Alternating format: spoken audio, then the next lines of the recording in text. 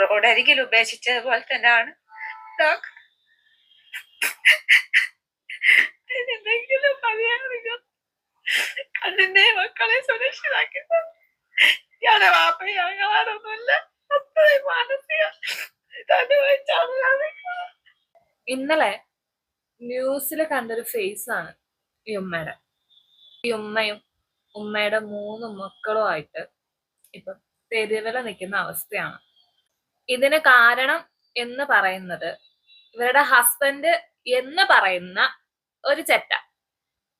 ആദ്യ ഭാര്യയായ ഈ ഉമ്മയും 3 മക്കളും നിലനിൽക്കെ ഇവർക്ക് ലീഗലായിട്ടോ അല്ലെങ്കിൽ ഇവരുടെ മതപരമായിട്ടോ ഡിവോഴ്സ് എന്നൊരു കാര്യം കൊടുക്കാതെ രണ്ടാമതൊരു കല്യാണം കഴിക്കാൻ വേണ്ടിട്ട് മുട്ടി നിൽക്കുകയാണ് ഇങ്ങേര്. രണ്ടാമത് വിവാഹം കഴിക്കാൻ നമ്മൾ കേട്ടതിന്റെ അടിസ്ഥാനത്തില് നമ്മൾ പോലീസ് സ്റ്റേഷനിൽ പരാതി കൊടുത്തിട്ട് ഭർത്താവിന്റെ ആൾക്കാരെയും വിളിപ്പിച്ചപ്പോഴും ഭർത്താവ് പറഞ്ഞത് വിവാഹം കഴിക്കില്ല എന്നാണ്. അന്ന് പിറ്റേന്ന് തന്നെയാണ് ഈ വിവാഹത്തിന് ഇവരൊരുങ്ങിയത്, അത് ചെയ്തതും. പിന്നെ മക്കളെയും ഞങ്ങളെയും ഒന്നും സംരക്ഷിക്കാതെയാണ് ഈ കാര്യം ചെയ്തതെന്ന് പറഞ്ഞതോടുകൂടി മക്കളും ഞാനും ഭർത്താവിന്റെ വീട്ടിലേക്ക് വന്ന്. നിങ്ങള് നിയമപരമായിട്ട് ബന്ധം വേർപിരിഞ്ഞവരായിരുന്നു, അല്ലെങ്കിൽ ഈ ഭർത്താവിന്റെ പേരെന്താണ്, എന്താണ് ചെയ്യുന്നത്? ഫൈസൽ, ഭർത്താവിന്റെ ഫൈസൽ എന്നാണ്. ഒമാനിലാണ്. ഇപ്പൊ നാട്ടിലെത്തിയിട്ട് കുറച്ചായിട്ടേ ഉള്ളൂ. പിന്നെ അവിടെ സ്വന്തമായിട്ട് സൂപ്പർ കടയാണ്. നിങ്ങളെ ഈ നിയമപരമായിട്ട് ബന്ധം വേർപിരിഞ്ഞവരായിരുന്നു? ഇല്ല, വേർപിരിഞ്ഞില്ല. നമ്മൾ ഇതിലെ ഒഴിവാക്കാന് ഒന്നിനും ഇതായില്ല. അവര് ഏകപക്ഷീയമായി നേടിയെടുത്തതായിട്ടാണ് നമുക്ക് വിവരം അറിയാൻ കഴിഞ്ഞത് ലാസ്റ്റ് ഘട്ടത്തില്. ഈ മറ്റൊരു സ്ത്രീയെ വിവാഹം കഴിക്കുന്നു എന്നുള്ള കാര്യം നിങ്ങൾ മുന്നേ അറിഞ്ഞു? ഇല്ലല്ല, ഈ കല്യാണത്തിന്റെ തലേന്നാണ് നമ്മൾ വിവരം അറിയുന്നത്. അന്നപ്പം തന്നെ നമ്മള് ആൾക്കാരോടൊക്കെ പറഞ്ഞു നമ്മളൊന്നും ചെയ്യാണ്ടാണ് ചെയ്തത് എന്നുള്ളത്. അവര് പറയുന്നത് നമുക്ക് എല്ലാം തന്നാണ് തീർത്തത് എന്നുള്ളത്. നമുക്ക് ഇതുവരെ 30 പവൻ സ്വർണം എടുത്തതും ചെലവിനോ ഒന്നും തരാതെയാണ് ഈ സംഗതിയൊക്കെ ചെയ്തു കൂട്ടുന്നത്. പിന്നെ കല്യാണത്തിന് അന്ന് മക്കളെയും കണ്ടപ്പോ നമ്മളൊന്നും തിരിഞ്ഞു നോക്കാണ്ട് മക്കളെ മുഖം പൊത്തി അങ്ങ് വേഗം പോയി കളഞ്ഞതാണ്. ഇവിടെ എത്തിയപ്പോ മക്കളെ അങ്ങോട്ട് അയച്ചപ്പോ പിന്നെ 2 ദിവസമായിപ്പോ വീടിന്റെ വരാന്തയിൽ തന്നെ ആയിരുന്നു.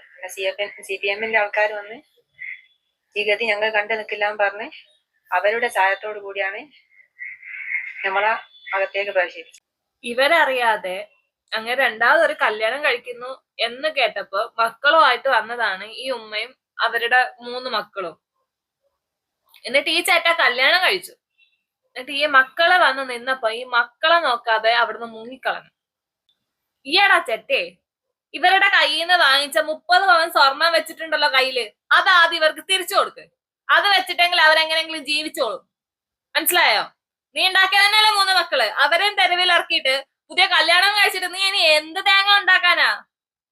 ഇവരെ നോക്കാത്ത നീയാണോ ഇനിയിപ്പൊ കല്യാണം കഴിച്ച പെണ്ണിനെ നോക്കാൻ പോകുന്നത്? ആ പെണ്ണിന്റെ വീട്ടുകാർക്ക് ബോധമില്ലേ? അതാ ഞാൻ ആലോചിക്കുന്നത്. എന്ത് ധൈര്യത്തിലാണ് ഇവന്റെ കയ്യിൽ ഒരു പെണ്ണിനെ കൊടുത്തതെന്നാണ് ഞാൻ ആലോചിക്കുന്നത്. ആദ്യ ഭാര്യനെ നോക്കാത്ത ഇവനാണ് ഇനി രണ്ടാമത് കെട്ടിയോളം നോക്കാൻ പോകുന്നത്.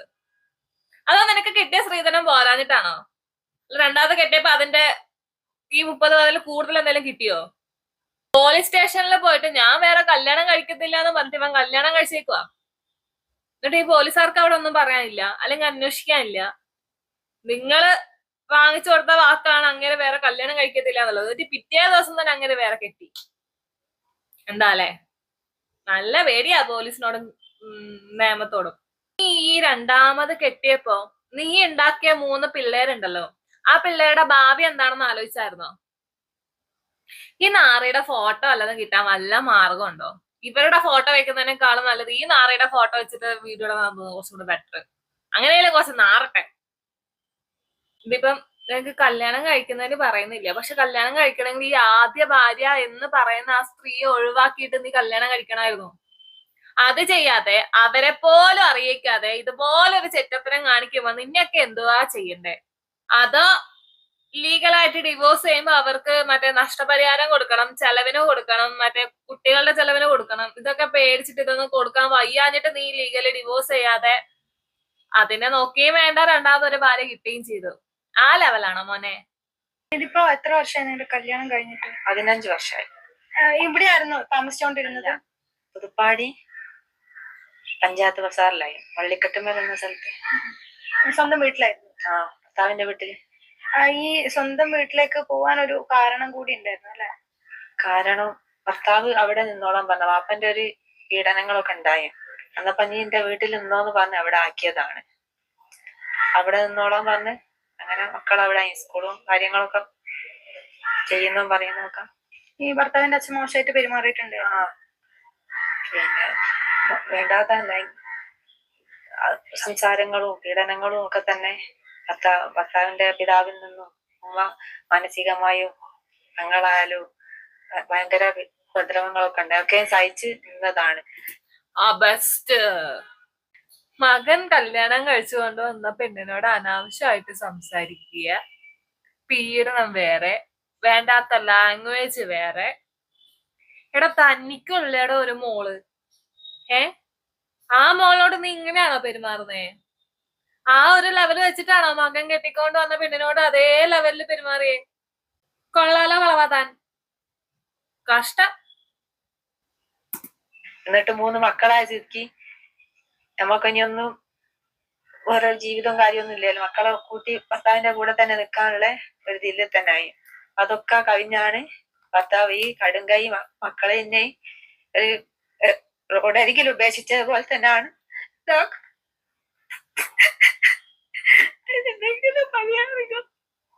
കണ്ണിന്റെ മക്കളെ സുരക്ഷിതാക്കി ഞാൻ വാപ്പയും ഞങ്ങളാടൊന്നുമില്ല. മാനസിക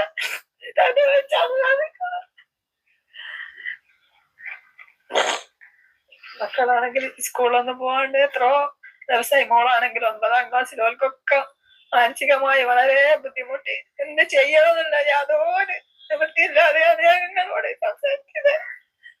ഈ നാറി കാരണം ആ പിള്ളേരുടെ അവസ്ഥ ഒന്ന് ആലോചിച്ച് നോക്കിയേ. ഇതുപോലെ ഒരുത്തന്റെ മക്കളായി ജനിച്ചു പോയി. ആ ഒരു തെറ്റേ ആ പിള്ളേര് ചെയ്തുള്ളൂ. ആ പിള്ളേരെ നടുവ റോഡിൽ ഇറക്കിയിട്ട് അവർക്ക് ക്ലാസ്സിന് പോകാനുള്ള മാനസികാവസ്ഥ ഇല്ല, പഠിക്കാനുള്ള മാനസികാവസ്ഥ ഇല്ല. എന്തൊരു ഗതികേടാണെന്ന് ആലോചിച്ച് നോക്ക്. ഇതറിഞ്ഞ് ഇവർ ആ വീട്ടിൽ വന്നപ്പോ വീടിന്റെ വാതിലും പൂട്ടിയിട്ട് ഇവന്മാരെല്ലാം കൂടെ വീട്ടുകാരിലുണ്ടായ ഉമ്മച്ചിയും ബാപ്പച്ചി ഏതൊക്കെ അലവലാതകളാണോ ആ വീട്ടിലുണ്ടായിരുന്നത് അതുങ്ങളൊക്കെ ഇറങ്ങിപ്പോയി. നിങ്ങളിപ്പോ ആ വീടിന്റെ പുറത്ത് സിറ്റ് ഔട്ടിൽ എങ്ങാണ്ടാണ് കിടക്കുന്നതും ഇതാക്കുന്നതും ഒക്കെ. ഞാൻ ആ പിള്ളേരുടെ മെന്റൽ ഹെൽത്തിന്റെ കാര്യം ആലോചിക്കുന്നത്. അവരുടെ മോള് സംസാരിക്കുന്നുണ്ട്. ഉപ്പ വിളിക്കാറുണ്ടോ? ഇടയ്ക്കിടയ്ക്കൊക്കെ വിളിക്കാറുണ്ട്. അല്ലാണ്ട് നല്ലോണം കാര്യങ്ങൾ അന്വേഷിച്ച് ഞങ്ങൾക്ക് വേണ്ട കാര്യങ്ങളൊന്നും ചെയ്തു തരലോ ഒന്നും ഇല്ലായിരുന്നു. എങ്ങനെയാണ് പഠനമൊക്കെ എങ്ങനെ തോന്നുന്നു? പഠനം ഈ ഒരു കാര്യം അന്വേഷിച്ചും ഒന്നിനും ഫോക്കസ് ചെയ്യാനോ ഒന്നും എനിക്ക് പറ്റുന്നില്ല. കുറെ ദിവസം ഇപ്പൊ സ്കൂളിൽ പോയിട്ട് നല്ലോണം ഓരോരു കാര്യങ്ങളും ചെയ്യാനോ ഒന്നിനും എനിക്ക് പറ്റുന്നില്ല. എത്രാം ക്ലാസ്സിലാണ് പഠിക്കുന്നത്? 9ലാണ്. പിന്നീട് സ്കൂളിലൊന്നും പോയിട്ടില്ല? ഇല്ല, ഈ കാര്യം അന്വേഷണം പോയിട്ടില്ല. ഈ എങ്ങനെയാണ് ഈ ഉപ്പാന്റെ കല്യാണം ഇങ്ങനെ നടക്കുന്നുണ്ട് എന്ന് അറിഞ്ഞു? അപ്പൊ വിളിച്ച് സംസാരിക്കാനോ അല്ലെങ്കിൽ ഇവിടെ വന്നപ്പോ കാണാനോ നോക്കിയിരുന്നു? ഇല്ല, ഞങ്ങൾ വിളിച്ചിട്ട് ഫോൺ എടുക്കുന്നോ കാര്യങ്ങളോ ഒന്നും ഉണ്ടായിട്ടില്ലായിരുന്നു. അതിനായിട്ട് ഞങ്ങൾ ഇങ്ങോട്ട് വന്നത്, ഞങ്ങളെ കണ്ടപ്പോൾ ഇപ്പൊ പോയതും ചെയ്തു. ഇപ്പൊ ഒന്നും സംസാരിച്ചിട്ടില്ല? ഇല്ല. നിങ്ങൾ എത്ര പേരുള്ളത്? ഞങ്ങൾ 3 പേര്, എന്റെ 2 അനിയന്മാരും. അപ്പൊ ഉപ്പയുടെ ഭാഗത്തുനിന്ന് ഒരു സഹായം ഉണ്ടായാലും ഈ വീട്ടിൽ നിൽക്കുന്ന സമയത്ത് വീട്ടിലുള്ളവർ എങ്ങനെയായിരുന്നു പെരുമാറിയിരുന്നത്? ഇവിടെ ഞാനും എൻ്റെ അനിയന്മാരും ഇപ്പൊ ദുബായിൽ വന്ന ശേഷം ഇവിടെ കുറച്ച് പ്രാവശ്യം വരാന്നല്ലാണ്ട് അങ്ങ് വേറെ ആയിട്ടൊന്നും ഇല്ലായിരുന്നു. അപ്പോഴൊന്നും അങ്ങനെ മോശമായിട്ടൊന്നും ഞങ്ങൾ ചെയ്തിട്ടില്ല. ഉമ്മനാരാണ് എല്ലാം ചെയ്തത്. ഉമ്മനെ ഉപദ്രവിക്കാറുണ്ടായിരുന്നു? അവിടുന്ന് ഉപ്പന്റെ ഏട്ടത്തിന്റെ ഭർത്താവും ഓലൊക്കെ ആയിട്ട് മാനസികമായി ഭയങ്കര വാക്കുകൾ കൊണ്ടൊക്കെ പറയലുണ്ടായിരുന്നു. പിന്നെ എന്താണ് നിങ്ങളുടെ ആവശ്യം? ഉപ്പാന്റെ കൂടെ തന്നെ നിൽക്കണം എന്നാണോ, അല്ലെങ്കിൽ നിങ്ങൾക്ക് വേണ്ട കാര്യങ്ങൾ ഇപ്പൊ ചെയ്തു തരാനും ഞങ്ങൾക്ക് നിൽക്കാനുള്ള ഒരു വീടും ഉമ്മക്കും ഞങ്ങൾക്കൊക്കെ ചെയ്തു തന്നിട്ട് ഇപ്പൊ വേറെ ചെയ്തോട്ടെ, അതാണ്. ഉമ്മ ഭയങ്കര ബുദ്ധിമുട്ടിലാണ്? അതെ, ഉമ്മ ഭയങ്കര. കാരണം ഉമ്മക്ക് ഇപ്പൊ ഒരു ഉപ്പല്ല, വയസ്സായ ഉമ്മമാണുള്ളത്. അവിടെ ഇനി നിൽക്കാൻ പറ്റില്ല, ഒന്നുമില്ലല്ലോ. കയറി കിടക്കാൻ ഒരു വീട് വേണം, വിദ്യാഭ്യാസം മുന്നോട്ട് പോകണം. അതാണ് ഞങ്ങൾക്ക് ആവശ്യം. ന്യായമായിട്ടുള്ള കാര്യം. അത് ചെയ്തു കൊടുക്കേണ്ട ഈ ഉപ്പാന്ന് പറയുന്നത് തെറ്റ് തന്നെയാണ്. അതിനെന്തൊക്കെ ചെയ്തു കൊടുക്കാൻ പറ്റും അത് നമ്മുടെ നിയമം വെച്ച് ചെയ്തു കൊടുത്തു കഴിഞ്ഞാൽ അത്രയും സന്തോഷം. കുറച്ച് നാൾ ഈ തെണ്ടിയെ പിടിച്ച് അകത്തും കൂടെ ഇടണം ഈ ചട്ടത്തരം കാണിച്ചതിനെ.